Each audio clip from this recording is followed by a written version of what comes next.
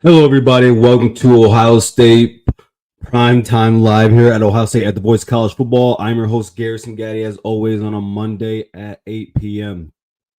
Please be sure to like, subscribe to the channel if you haven't already. Again, we're making a little change here, moving the show from 7 p.m. to 8 p.m. now, so we'll be here from 8 till 9. Awesome show today. A lot to get into. We'll be talking Penn State football with a friend over from Penn State at the Boys College Football. Also, later this week, we'll also be having Landon on to talk about Penn State. He has an awesome video this week, actually talking about Ohio State's pass game with Julian Sand. Everybody should definitely go check that out. We'll talk about that. Talk about what happened on this previous weekend in college football and what's happening this week. Also, some best bets for this upcoming week. Also got 3 games for you there. But first, I'll give everybody, if you haven't already, please like, share, subscribe. I want to start the show out the correct way, I believe. Ohio State superstar, legend, and also Jets legend, Ring of Honor player, Nick Mangold, passed away. Left us this past weekend at the young age of 41 years old from a tough battle with kidney disease.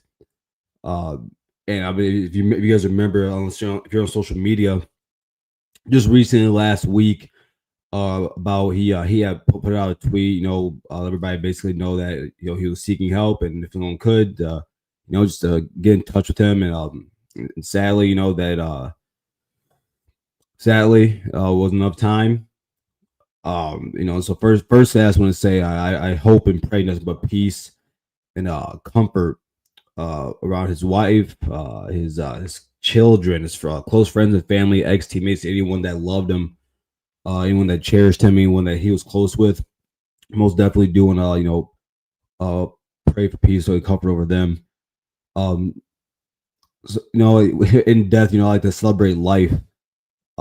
Nick Mangold, second team All Big Ten in college, first team All American, was on the All Rookie team, 7-time Pro Bowler, second team All Pro, meaning you are seen as the best at your job in the sport.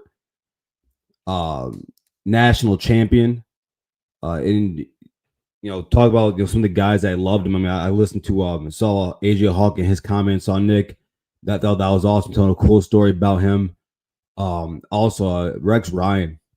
I had shed a tear watching that video about Rex Ryan on Get Up in the Morning, talking about him, and you can see talk about how he knew he was on the way to get fired, and Nick was basically on one leg injured, and basically told him that he was going to play in that game because he wanted to play for him.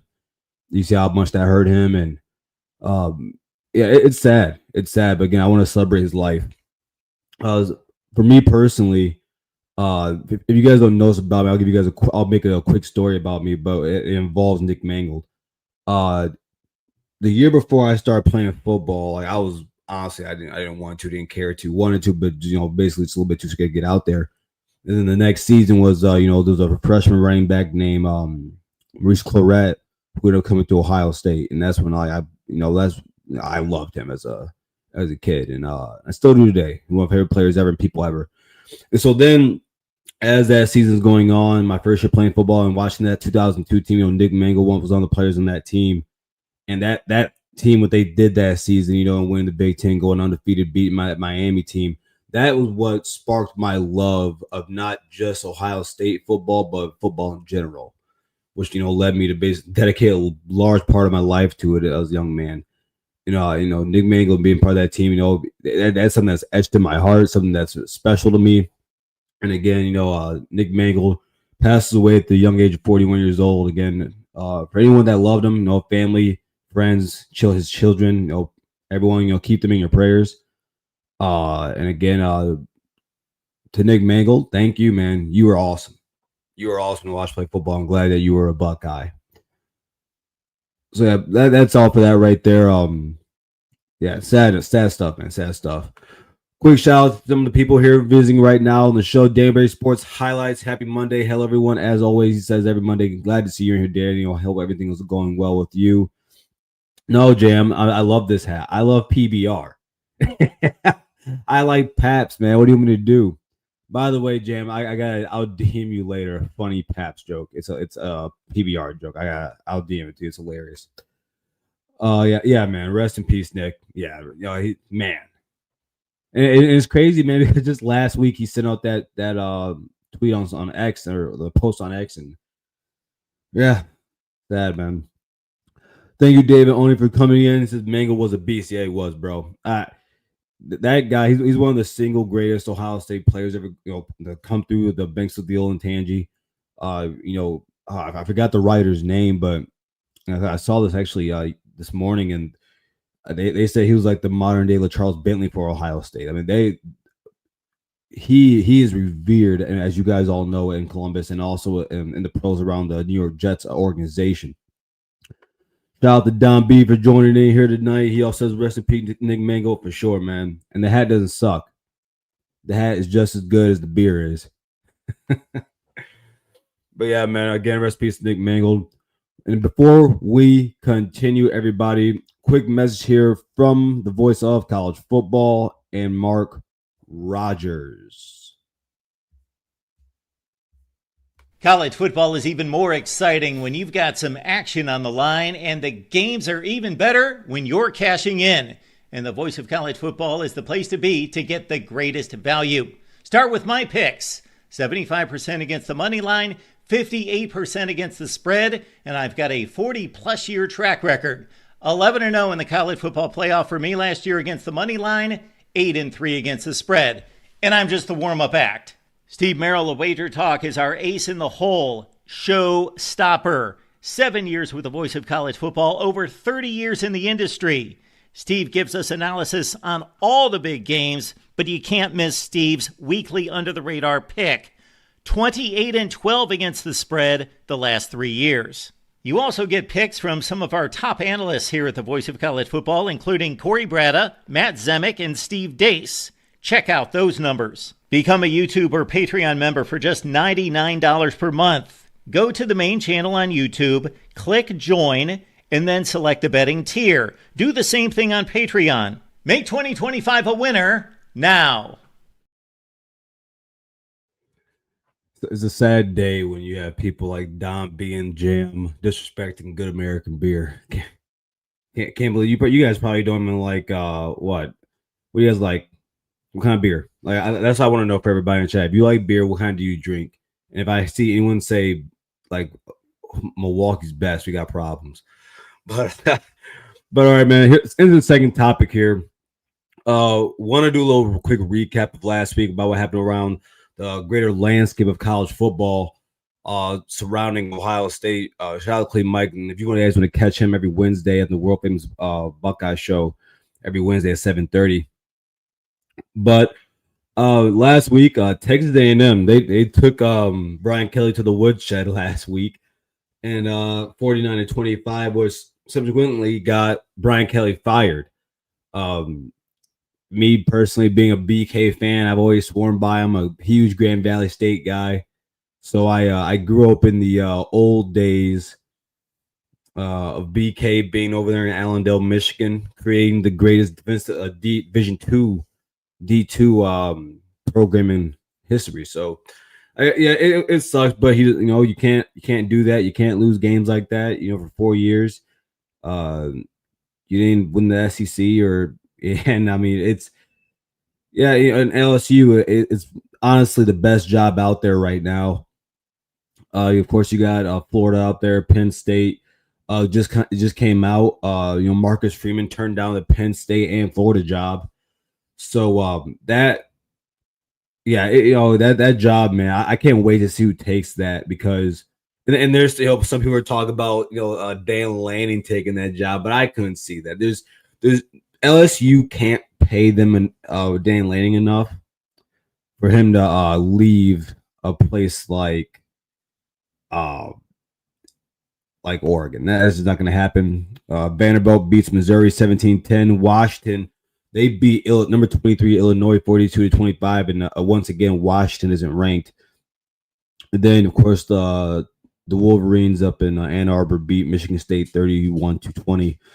In a season where everybody seems to be losing games they probably shouldn't be losing. You look back at even Alabama, and though I would power rank Alabama number 2 in the country because I'm just not going to poo-poo what they've been doing over the last week. And I understand some people saying, Texas A&M should be number 2. Some people think Texas A&M should be number 1. I vehemently disagree with that because that defense is god awful. But in a season where you see that, Alabama lose to Florida State, you have Tennessee losing games, you got Oregon getting smacked at home by Indiana, and as we see, Indiana is a very good team. But through all the chaos, the team that won the national championship last season is still alive and undefeated at number 1 in the country, and that's the Ohio State Buckeyes. Chris Drew said this on his channel. Shout out to Dead Air Sports. If you don't already, go subscribe to them and watch their videos. They do a great job over there. Shout out to Chris Ron and them. He talked about the national media basically getting Ohio State fatigue, and I think that he's correct in that. You can see it. I mean, if you go on YouTube, you look around what teams are being talked about. Ohio State, either it's glossed over and not really talked about, or it's not talked about at all. You saw ESPN, they talk about how because of contractual reasons, while they're not showing the highlights from the Ohio State game over there at ESCPN. But overall, I mean, yeah, and that's why I think it's really cool. It's important for channels like this and other Ohio State channels that we continue to talk about the Ohio State Buckeyes because what they're doing shouldn't go unnoticed. We're over halfway through the season now. We're entering a week where we have usually this would be a big game against Penn State. Let me you guys let me know in the comments. Let me know in the chat. Do you consider Penn State a rival? Yes or no? Now, me personally, I do, and that's because in the short period of time that we have been playing them, a lot of people forget that I think either 1989 or 1990 is when they joined the Big Ten. That being Penn State.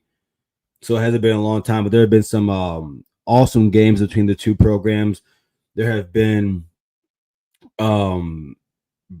back-breaking losses, team and program uplifting wins, great players throughout all of it. And then now I want to fast forward to this, what we have this season. And by the way, everybody, we'll be having Andrew over from Penn State, the Voice of College Football, joining us later around 8:30 or so. But I look forward to this game this year, and I really want to win this game because it's why exactly Jam says right here. It's now the Knowles game, and just like I don't know if you guys know the story between LSU and Penn State, but when Brian Kelly got there, he gutted that staff, everything about it, and Texas A&M. They went and brought in their strength and conditioning person, and they really want to win that game for him. The players did over at Texas A&M, and I look at what was about to happen this weekend. You're going against a bad. I don't even know if they're a bad team. That's a team that's it seems like they've given up over the season, and they've lost these games not by a lot. I mean, I think they lost one game by 1 point, lost another game by 2. So over the last few weeks, I want to beat Jim Knowles. That's solely what I want to do in this game. I think Penn State's defense coming to the season, I didn't think too much of them. I thought they would be one of their worst, probably one of James Franklin's worst defenses that he's had while being there. The offense, I'm not fearful of all. Ethan Gruntmeyer, high 4 5-star kid, true freshman. I'm not worried about him. I think we're going to terrorize that young man, and it's going to be bad. And it's not. And he's probably going to have a bad game. And it's not because he lacks anything, or like because he's a bad player. That's a better way to say it. Not because he's a bad player, but it's because he's a true freshman going against Matt Patricia, Caleb Downs, Arvell Reese, and everyone else on that defense. It's going to be a tough day for him.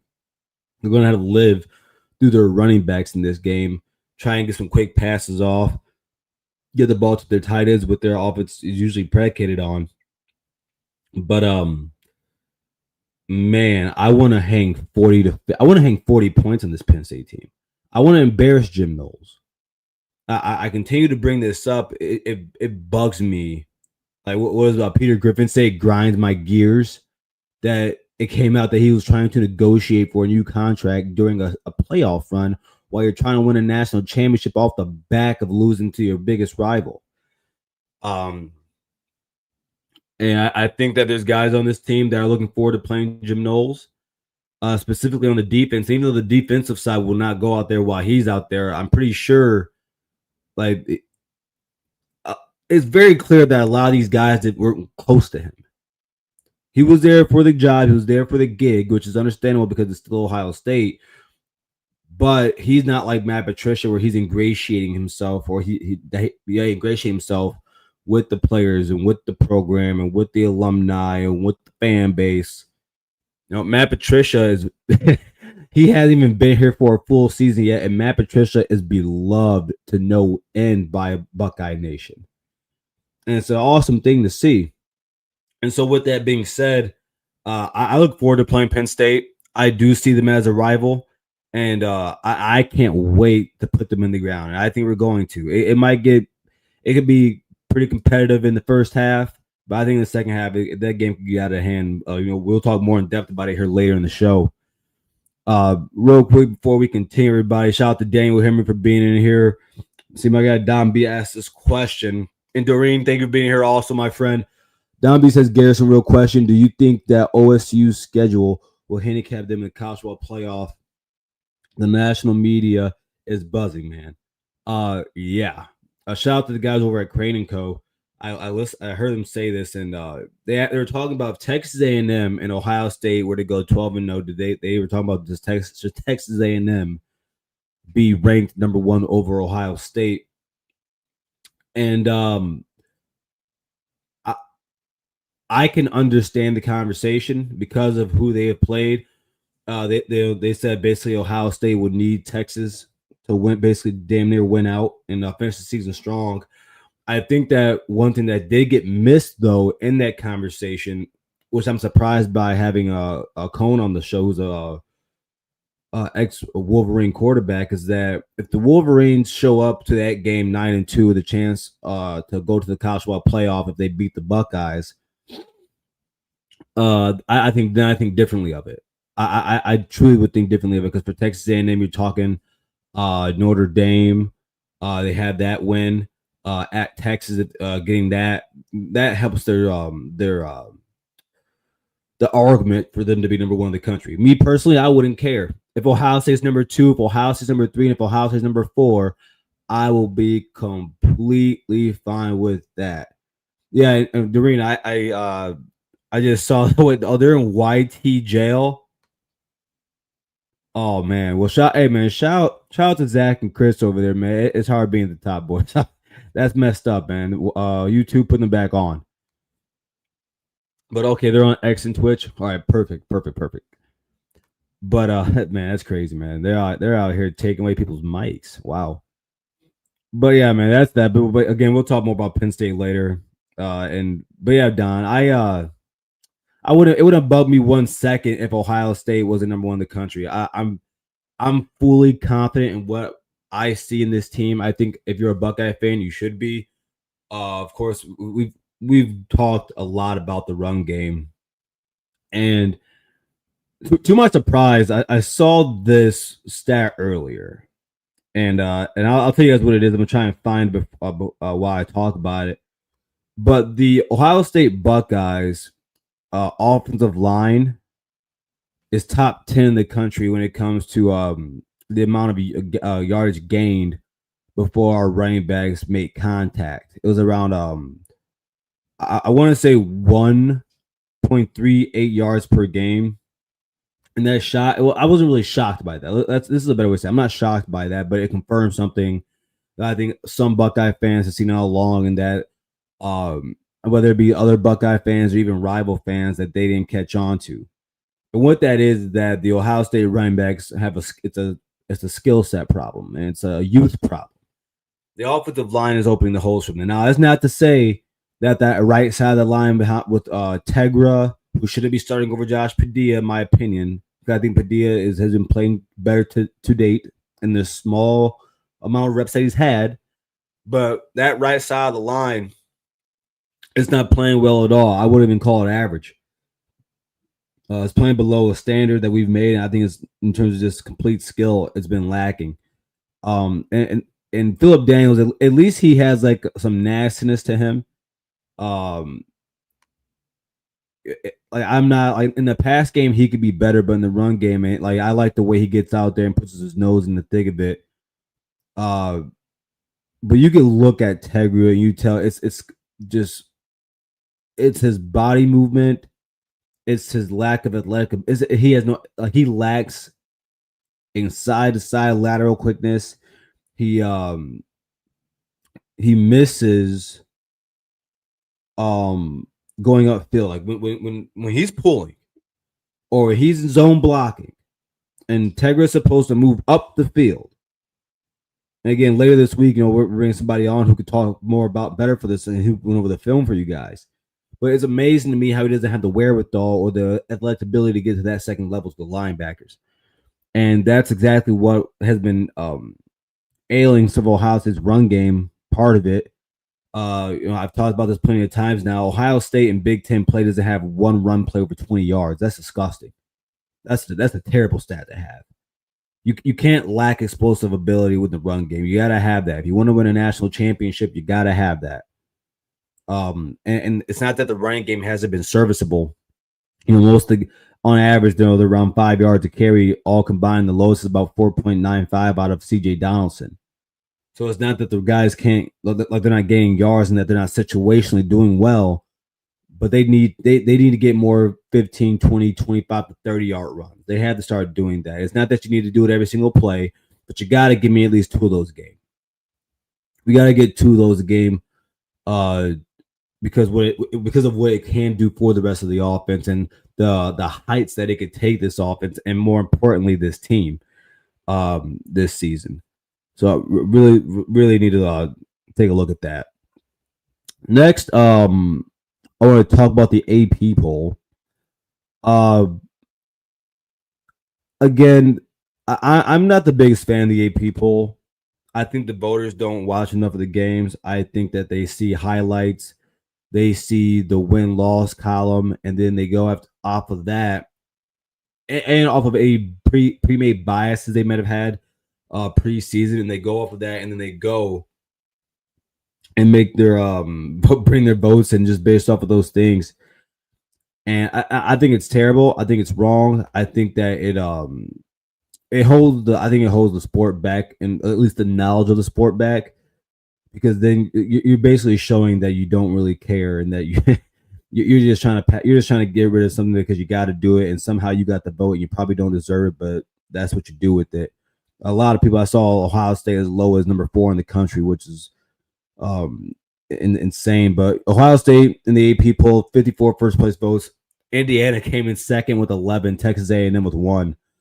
Indiana, man, just again, I'm not gonna go down all the spill of just how good they are, how much I like what they're doing over there. But yeah, it's impressive, and clearly there's other football programs out there that see the worth in that team right now. Then, of course, like I said earlier, you had Texas A&M sitting there. At 3, I'm okay with that. Again, I would have Bama over them, but I do understand the argument where people say, "Oh, well, you're supposed to discredit the team for going 8-0," and it's not like Texas A&M is playing in the Big 12. It's not like they're playing in the ACC. They are playing the SEC, which top to bottom, I would say this year is slightly better than the Big Ten by a little bit of like the smallest of margins. And you can see, and honestly, you can see what the voters think about that. They think it's a bigger gap. You can look at that in the AP poll. Oregon at number 6. I think that's a little bit too high. I think Oregon should move down behind Ole Miss, behind Georgia Tech. They got blasted at home. I think you have to pay for that at some point. They didn't look too great this past weekend against Wisconsin, but Wisconsin has their number to some extent on this side. So that's that. They looked the part, especially offensively. Louisville over there at 16 right behind them. So you see the ACC getting some love right now. Texas at 20. It is what it is. I mean, we had to hope the best for them. Then I think the USC should be ranked over the Wolverines. I'm not quite sure why the Wolverines are ranked ahead of USC. I'm truly not, uh, because they won that game. Now, I felt the way about Cincinnati being over Nebraska. But that's because Nebraska won that game. And by the way, the Bearcats being at 7-1, that's really cool to see. Also, um, but yeah, they shouldn't be ahead of USC with the same amount of losses. Then I also think that Navy should be ranked over Memphis.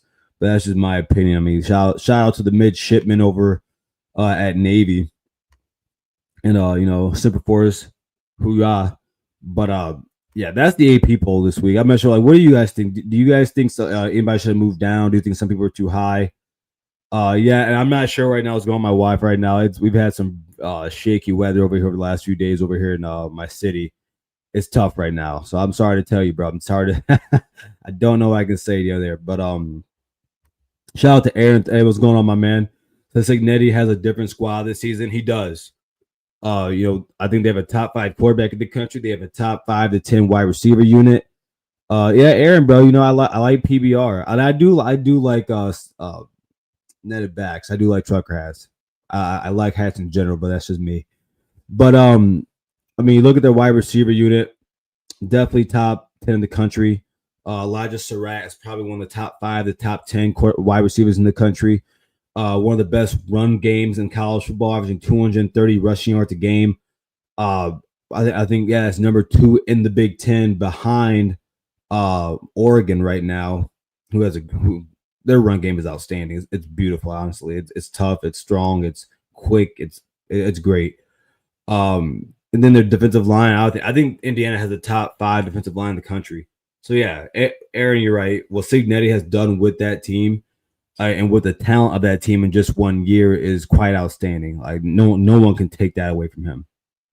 It's one of the more impressive things that you're going to see in college football this season, and who knows about how far they can make it this season. I think they have a better chance to make it far compared to last year. I also think there's some teams that lack what they have. Like, I would take Indiana over Tennessee. I really, really, really would. And then to end this real quick, Iowa should be ranked. Again, they have they're much better than I thought they would be this season. At first, I thought they would have probably an 8-loss season. I didn't really trust what they brought in at the quarterback position. Didn't know what they were going to have offensively. I thought the defense would be fine. Phil Parker's there, so as long as Phil Parker's there, Iowa's never going to have any troubles. But with that being said, yeah, Iowa's a good team. They've lost 2 games by a combined 4 points. Oh man, I don't know how I missed this, Jam, so I apologize. Shout out to Jam for the $4.99. This is if you guys can't tell, this is my my dude. Wait, let's say Activians for a new hat. Activians for a new hat. I appreciate you. Oh man, no, Jam. I'm just gonna tell you. Then you're just telling me you don't like good American beer, and I don't know what to say to that. I don't know what to say to that. It's so sad, but it's all right. See, David Oni says wet and rainy in Tennessee. Too Daniel. Yeah, it's bad over here. It really is. Like, I'm not. It's been storming over here. I haven't been able to mow the back lawn because of that. That's kind of been frustrating for me because, of course, you can't mow the lawn when it's wet, when it's drenched outside. And it hasn't been the best thing for me over there, but it is what it is. Again, shout out to Jam for that $4.99 for the new hat. We'll see, Jam. You know what, Jam? What I'll probably do is I'll get your information. I'll probably just mail you this hat, and then you can wear it for yourself too. That's what I'm probably gonna do. I'm gonna buy you one just like this, and we can wear it together. How about that? Well, everyone, before we continue, of course, monetarily, we only ask you guys if you guys would like to send super chats, if you'd like to join, become a member here at the Voice of College Football, go ahead and hit that join button and see our 3 tiers, that being the Block O Club, JT wasn't short, and we don't give a damn, and you know the rest. But of course, we only ask that you hit that like button. There's a lot for us. If you subscribe, share the stream, share the live, share the videos and the rest of the content that we have here at the Voice of College Football, at the Ohio State, at the Voice of College Football. And then if you would like to also help in different ways, we have this for you. Get your business, product, service, or personal brands to the next level by partnering with the Voice of College Football, and let's discuss how you also can reach your target market. the voice of college football, is a growing network with a large following. So let's see how we can help you grow with us. Check out the experience of one of our current partners, that being Win Agency, posted here on the screen. And just like them, we are here to deliver for you. Contact us at sponsorships at vocfb.com. Again, that is sponsorships at vocfb.com today.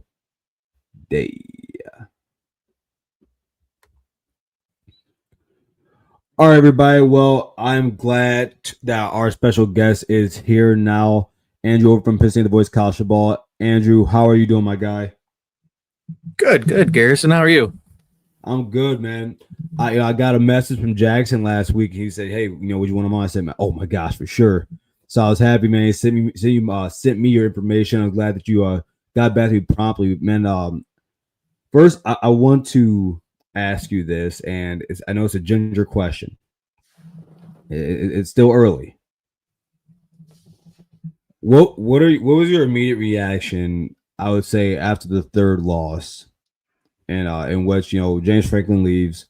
I am of the mindset that I thought that he maybe had to earn enough credit to finish out the season, but I can't blame fans and a institution, because not just the department, it's the institution, for wanting more out of their program. And what are your immediate reactions to that? And after the it kind of cools down a little bit, what are your thoughts now? Yeah, so I think what we learned to live with James Franklin is you're not going to beat Michigan, you're not going to beat Ohio State, you're not going to beat Oregon. Mm-hmm. We can live with that as long as you're not going to drop the Northwestern, UCLA games like that. Like, it's fine if we can't, if we can stay on the fringes of everything, that's great. Mm-hmm. But as soon as you start losing those games that you never lose, then you're looking at what went wrong, basically. And well, now we can't keep you because the one thing you were known for was just winning all the games that you're going to win, that you out talent people in. Right. I still don't get the timing. Like, I don't agree with the timing of it all, of getting rid of him then and there, because I don't think, what did Penn State gain from that? You can't go hire somebody right now because most of the coaches are in season. I think I would rather prefer them at least have waited it out past the Indiana game next week, just because you didn't gain anything. You're losing all the recruits now. Like, it's giving all the recruits time to go on other visits and look elsewhere. And like you said, he's been here 12 years, so he did have a cachet here. But on the flip side of that, I think it means the AD Pat Kraft means business. Mm-hmm. I think it signals like, hey, right, being at this level isn't good enough. We want to be at this level, and this is what it's going to take to get there. Now, shout out to Aaron. He said, "I've got a bone to pick with PSU since they want my guy Brian." Yeah, I mean that news came out, and me personally, I'm not surprised by that. Does Brian? I'm not Brian, but does Brian Hartline have a lot of experience at play calling? Nope. But if you want to make a splash hire, you want to make a recruiting hire also. He's one of the calls Penn State should make. he definitely is. What are your reactions to Brian Hartline being named as one of the possible suitors for the Penn State job? I think it's very interesting because the last Ohio State hire isn't working out. We told you guys. We told you. Hey, I didn't want to believe it. It's going to take 3 years. Well, if it's going to take 3 years, then why did we make the move for a win now team? But right. All the practice video, you just see him doddering around like an old man on the practice field, just not talking to anybody. Like, that's another rant for another day. But the Brian Hartline, I think it's a very it's a bold move. But so was Georgia when they hired Kirby Smart, or Oregon when they hired Dan Lanning. Like, I think it's the kind of risk that Penn State needs to take, because we don't want to see. I don't want to say we. I don't want to see Matt Rule. Like, that's the same thing we just got done with. What No, and I heard. I'm just saying you said that you talked about this. I'll talk about it another day, but just what you said, and I talked about this actually earlier in the show tonight about having Matt Patricia and Jim Knowles, and there's been reports about Ohio State guys have talked about them not talking to Jim Knowles at all while he was here. Yeah, he's not a personal guy. He's for us, he's because he's in the booth for you guys, right? Yeah. Like whereas now, like we went through that for 3-4 years. Whereas like Matt Patricia, he's on the sidelines. He's always there talking to the guys, interacting with the guys, and I never really saw Jim Knowles. I honestly I can't remember Jim Knowles hugging any of the players. I see Matt Patricia do it every week, and so no, it's interesting you said that, man, because it's a well known thing about him. It sucks that in a year like this, it has like reared its ugly head, right? And then and I honestly do think, do I think that Jim Knowles kind of got Franklin fired? Yeah. He didn't help. No, definitely not. Like with the objective view of the Jim Knowles, with the objective view of the Jim Knowles hiring, like it was so counterculture to what James Franklin built over 12 years.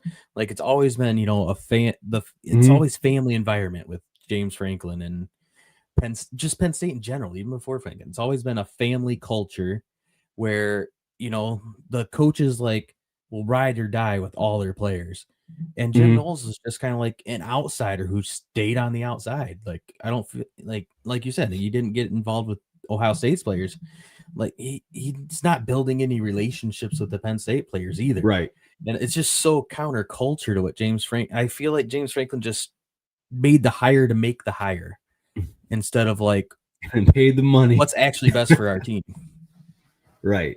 Sometimes you forget, like not just in college football, but like James Franklin would be the 4th highest paid coach in the NFL, defensively for DCs. It's a big, and sometimes you gotta take those risks. I mean, I can't blame him for swinging the bat and trying to hit that fast and trying to get a big home run hit. But man, when you swing that hard, you might miss. And clearly that happened. So I mean, of course, our teams play. Big noon kickoff on Fox. Over under 43.5. Ohio State 20.5 point favorites. I'm not sure. Outside of me just wanting to embarrass Jim Knowles and score 40 points on him, this is gonna be one of those games where I think it's gonna be a blowout. I'm gonna ask this: do you count this as a rivalry? No, because we haven't won enough in it to be a rivalry. Like it's got to be somewhat even. Like I feel like, is it one of our best matchups? Yes. Is it right? I feel like a more of a rivalry with Michigan State because we go back and forth. And we have a trophy. So it's the ugliest trophy in college football. The land grant. Yeah. The worst trophy in college football. At least we got a trophy for it. No, we have the Illo book with Illinois, But I know like most Penn State fans will say, Ohio State's our right. You got to win more than once in 10 years, especially when that one win was kind of fluky. Yeah, it's I posted this earlier today on X, and I said, man, this has actually been one of the most lopsided games between two big time programs, and I personally do count you guys as a rival, but it's kind of like in my own head. I personally do enjoy beating Penn State because in my lifetime, I'm 32, like Penn State has been a good football program, one of the top 4 programs in the conference, along with the Wolverines, Michigan State, Wisconsin, up and down. But I mean, it's big, second largest stadium in the sport. Legendary coaches, legendary players, dubbed linebacker U. And so no, I mean, and honestly, it's kind of newer for us because you guys joined in 1990, is it? Yeah. So I kind of do, but this year I've kind of put it to the side because again, I want to face Jim Knowles, and so then I want to talk about your guys' defense. Coming into this season, I thought you guys would probably have a better chance of your offense being better this season. I do think you guys have talent over there. You guys will always have talent. Going into this game, like what do you hope for Penn State's defense this week playing the Buckeyes, and what do you think they can do and take advantage of? Well, the big thing with the defense is Tony Rojas being hurt. Like that, we had no linebacker depth behind Campbell, the transfer, and Rojas, and that has kind of destroyed everything. Right. We trot Dom DeLuca out there, but anybody that knows Penn State, like if Zero's on the field, there's a chance a big play is going to come. And we've shown all year, like we struggle stopping the run, which isn't good for any team. Like it feels like our entire defense, though we brought a bunch of people back, they pretty much all regressed. I don't think there's a player on the defense right now that's better this year than they were last year. And whether that's scheme or whether that's just, resting on your laurels, or nobody took that next step. Like DDS, Denai Sutton, hasn't replaced Carter like we thought he could. And behind him, we've had a couple freshmen. Chas Coleman should be coming back this game. They say he wasn't playing because the last 2 game plans have been run heavy against Penn State. But like, what do you have to lose? Like, throw the freshman out there. Like, he's probably our second best pass rusher right now. How is he going to learn to play the run unless you put him in there and play the run? Secondary, Zakee Wheatley still a stud, our safety. That he just rolls around. I think he had like 13 tackles last game. He's all over the field. Harris, who was supposed to be our like first round draft pick corner, he actually got benched during the the Northwestern game. He got beat on a play and they actually benched him. So I don't know what that's saying. He'll probably be on, JJ most of the time. Or Jeremiah Smith. He'll probably be on him. Yeah. But as far as looking at what Penn State's defense is and what Ohio State's offense is, I mean, there's not anything you can take away and be like, yeah, Penn State can probably take that away. I don't think they can we've never been able to take the pass away from Ohio State. And with this iteration of Penn State, the rushing defense is not good. So it's probably going to be a long day for the defense. And especially with the added, hey, it's against Jim Knowles. There's a lot less likely to take the foot off the gas.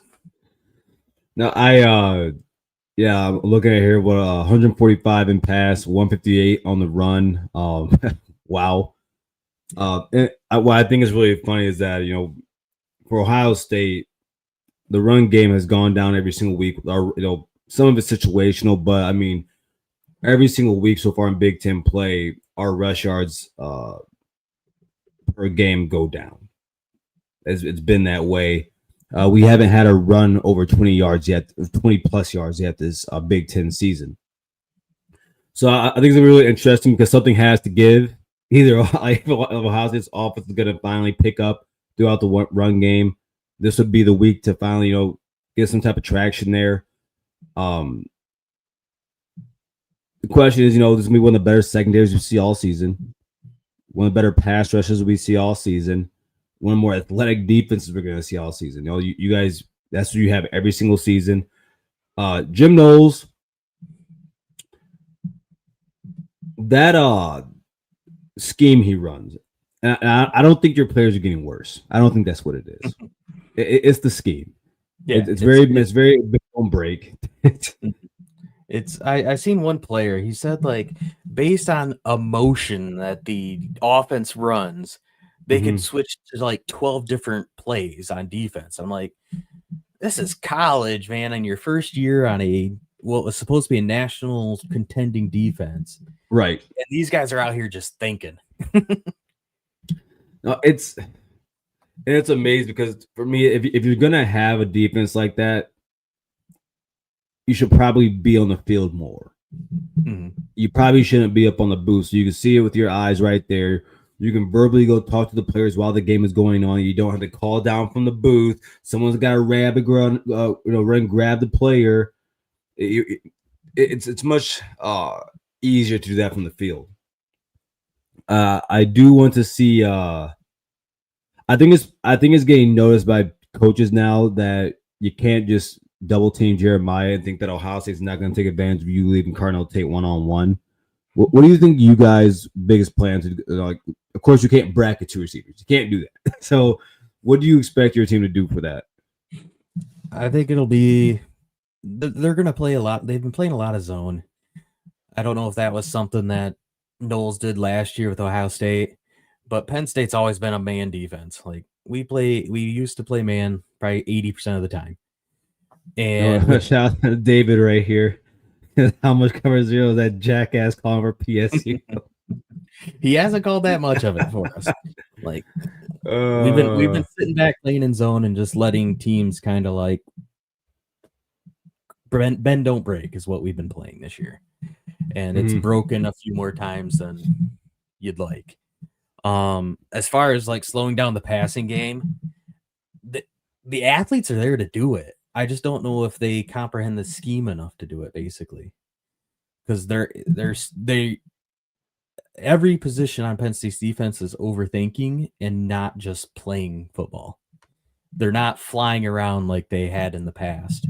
And I mean, this is like our third defensive coordinator in 3 years. I mean, we went Manny Diaz, Tom Allen, Jim Knowles.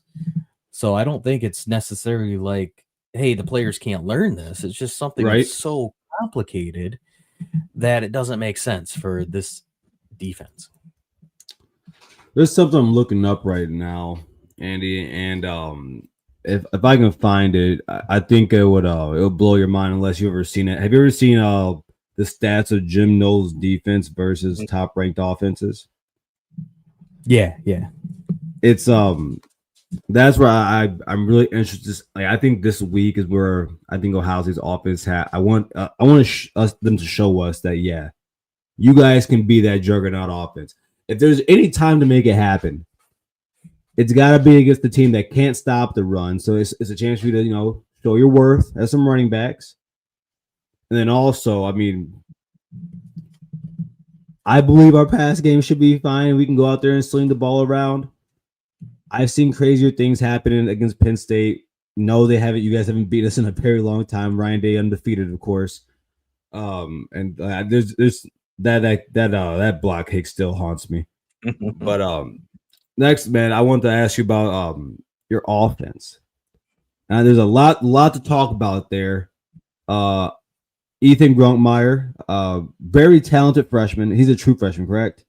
Redshirt. Okay. Redshirt freshman, high 4-star kid, 5-star some places last season. What are you expecting in his second game starting out of him? Well, it's hard to say because during the bye week last week, when it was open practice for media, offense was inside working on a new install. Why you're doing that week 8 of the year, like you're completely, I don't know what you're doing. But this offense will go as Katron Allen goes, basically. He's supplanted Nick Singleton as RB1. Basically, our lone bright point on the offense right now is Katron Allen. Everything needs to go through him and does go through him. It did for the Iowa game.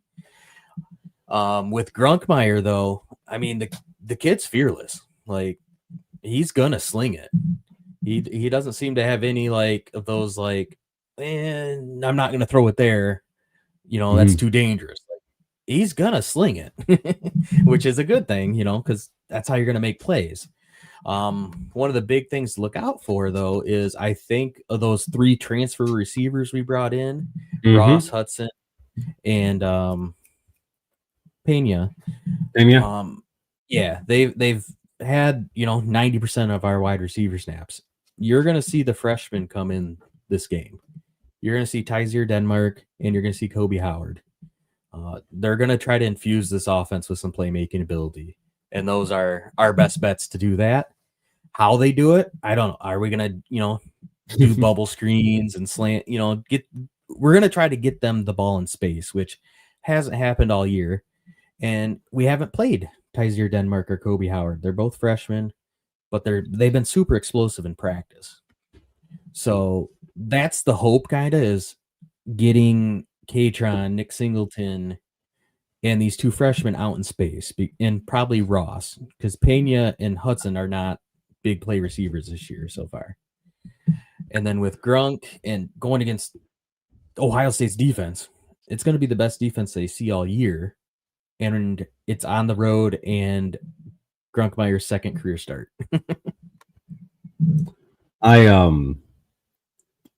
I'm with you, and I like the fact that he throws the ball.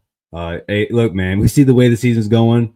You're a young guy. You're looks like you are the incumbent quarterback for the Nittany Lions. Go out there and let it rip. Because I think the coaches should let him do that solely because they don't get the mistakes out this year, so that next year he's not making it. Then get it out of him now, so the future is secure. I'm really surprised of what's Nick Singleton has shown this season.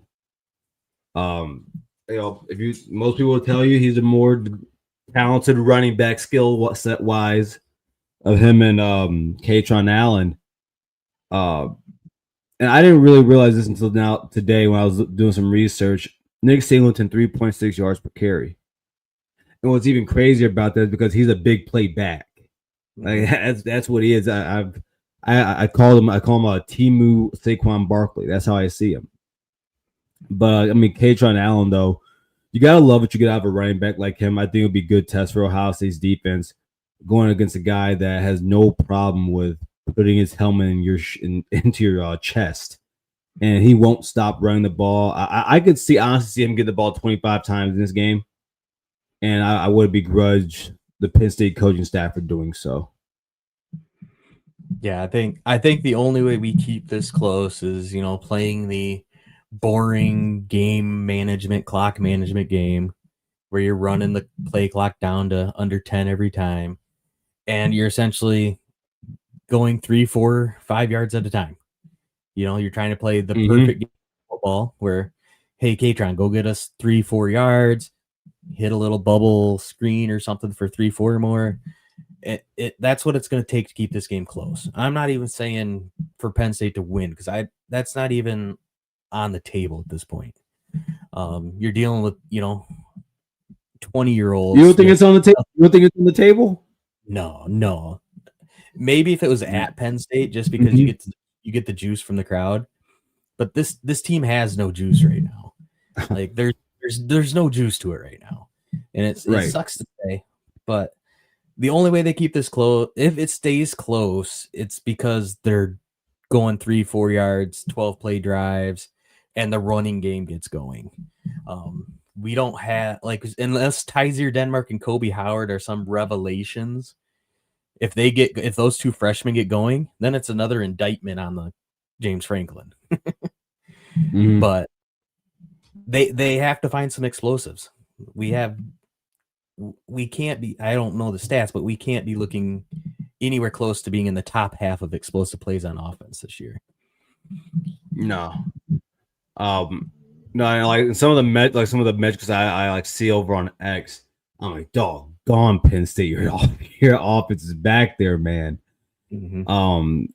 Yeah, I do look forward to seeing what Matt Patricia tries to do against a young freshman quarterback.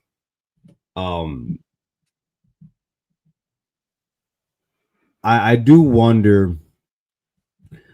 I wonder how good your guys' wide receivers honestly are, but I know they have some talent. So I'm happy with the fact that you guys have some talented receivers, or ones that I believe are talented, because we still have Devin Sanchez out there, young true freshman, on the boundary at corner. This will be his second game starting.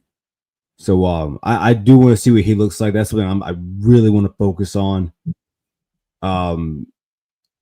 Your tight ends. One of them I'm a big Luke Reynolds. Who's the other one?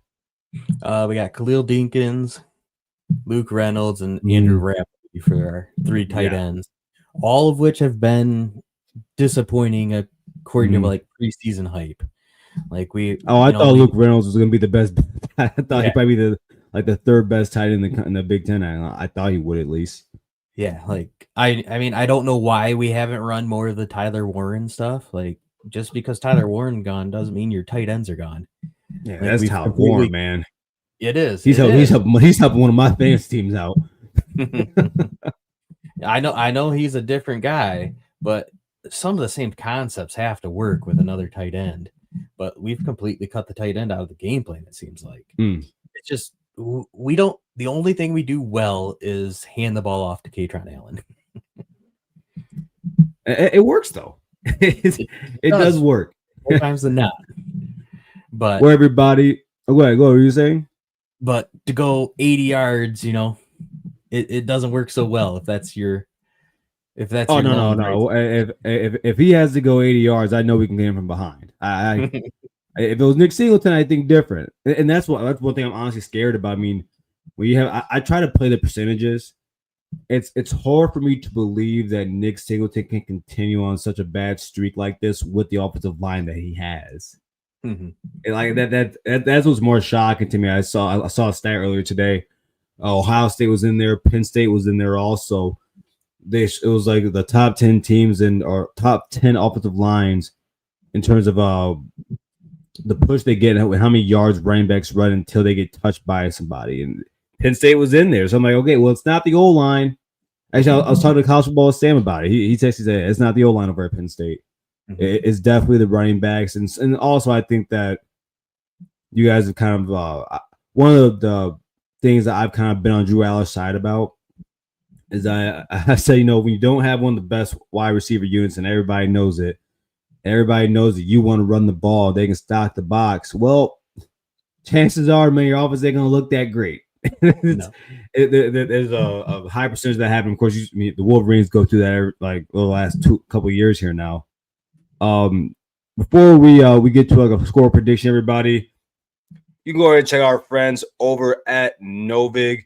If you are in any of the participating states, you can participate. Just go there, hit the link that is in the bio. My goodness, I don't know how I just missed that, but in the bio. And when you do that, go ahead and put in the access code VOCFBOSU. Get the affiliate codes VOCFBOSU. So, man, let me get a prediction out of you here. Now, I will tell you, I don't think Ohio State is going to cover this spread. I think we'll probably win by at the most 20, but I do think the under will hit. I don't see this game getting over 43.5. No, I'm thinking it's going to be closer, like 31. And we have you to blame, and we have your team to blame for that. Yeah, because we're not going to score a whole lot. We're not going to score a whole lot. We're like I said, I'm looking at like 31-7, hoping the defense like does the bend don't break type thing, and limits possessions essentially. Like you can't score 50 if you don't have 10, 11 possessions. Exactly. So that's kind of what I'm looking at is 31-7. Maybe I don't know when the 7 comes, if it comes garbage time or if it comes early, but I really don't see this being much of a game. So 20.5 is a lot of points. That's a lot. If this was at 19.5, I would think different. I would probably take that. I do think Ohio State tries to get the run game going early. Last week, of course, we did the ball 42 times. Couldn't really run the ball against Wisconsin, but then again, nobody really does. I do think your defense has some success stopping our run, at least because until proven otherwise, I don't have any confidence in our run game. I just don't. And so that's that. I do think Julian Sand is going to be as accurate as ever. I think there's just something. I saw a lot last week out of him coming out of that game against Wisconsin. 36-42. I think that we're going to be able to keep drives going. Ohio State's one of the slowest teams in the country in pace of play. Yeah, I'm going to take Ohio State 33. Penn State 10. I'll give Penn State 10 points in this game. I don't know how that 7 comes, but I'm trying to play the percentages. That's what I'm trying to do. Right, I'm trying to hedge my bet here. Yeah. In the back of my mind, I'm thinking it's gonna be tougher than to score. Specifically because of the quarterback position. Not that Gruntmeyer's bad. He's not a bad quarterback. He's just young. Yeah, he's just. But yeah, He's just give me young 33-10. He's just young and dumb. Yeah, and don't know shit about shit, and Right. and then here comes Matt Patricia. Right. Yeah, Not I a think fun life, man. yeah, as long as Saiyan takes what Penn State gives them, which they're gonna give up the underneath stuff. It's like I said, it's bend or break. As long as Saiyan stays within himself, I think the game will take care of itself. Well, Andy, man, you want to tell everybody where they can find you and when they can catch your show throughout the week? Yeah. Our show's on Voice of College Football, Penn State. So it's YouTube at Penn State VOCFB. You can find me on Twitter at AndyAdare17, which is easy enough. And yeah, that's where we're at. All right, man. Appreciate you showing up here, man. Hopefully talk to you soon. I definitely gotta follow you here over on X, man. Get you back over here eventually. But thanks again, man. Hope you have a good night. And I would say good luck, but Jim knows your DC. So we're gonna need more than luck. Have a good night, man. Appreciate it again. All right. You too. Thanks. Good res Andy Adair from Penn State at the Voice of College Football. I want to go back here. Daniel Henry, shout out to Daniel. He gave his question earlier in the show. Garrison, did you hear anything about Justice Haynes broke his foot? So I was listening to TJ and Minnie before tonight. TJ said that he has some good authority that it's gonna be okay. I don't know anything about it. That was my first time hearing it, and when I saw it, I listened to TJ about it. I'm not gonna speculate too much on that, Daniel. If that, I know he was in a walking boot. I do know that, and usually sometimes I think that has to do with like small fractures. It's more preventative than anything that's actually happened. But I think that is something that that it needs to be focused on. It's something that it's a story. At least it should be a story. Also, what's the weather forecast and C-Bus this week from David Only? I don't know. Let's figure that out. If honestly, like I would guess rainy if I'm just trying to tell the future by looking at the past. Here we go. Well, David, I don't know why it's not showing up for me. But yeah. Oh well, I don't know. So someone else maybe they know. Aaron, I don't know if you're in Columbus. David, I don't know if you're in that Jam. Maybe you are there, but I don't know what the weather's supposed to be like. Jam says I have 42-9, so is that 43? All right then. Actually, Jam, I like that one better. I'm gonna go 42-9. I'm gonna change mine to yours. 42-9. Aaron has 31-6 OSU. Yeah, I think this is gonna be a very this could be a competitive game. I mean, Aaron brings this up. Penn State hasn't lost a game by more than 6 points. I think. Yeah, you're right. You are correct in that. Actually, Aaron, I have it right here. All their Big Ten losses they've lost those games by a combined 11 points. So yeah, I don't think it's a bad team. I think it's just a team in a very bad situation right now, and it's kind of spilled over into the rest. Like it spilled over from the coach to the players. Now it's affecting the play on the field. So I think that's just what they're going through. But again, everybody, as always, thank you for showing up here to Ohio State Primetime Live here at Ohio State at the Voice of College Football. I'm your host, Garrison Gaddy, as always.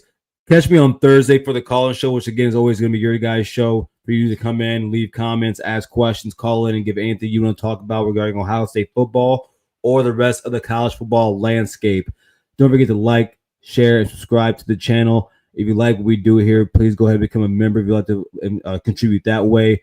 If you are a member, go ahead and follow me on X at Buckeye_Gaddy. So you can come in there, DM me. I will follow you back. Let me know what you would like to have on this show content-wise. And as always, OH, IO.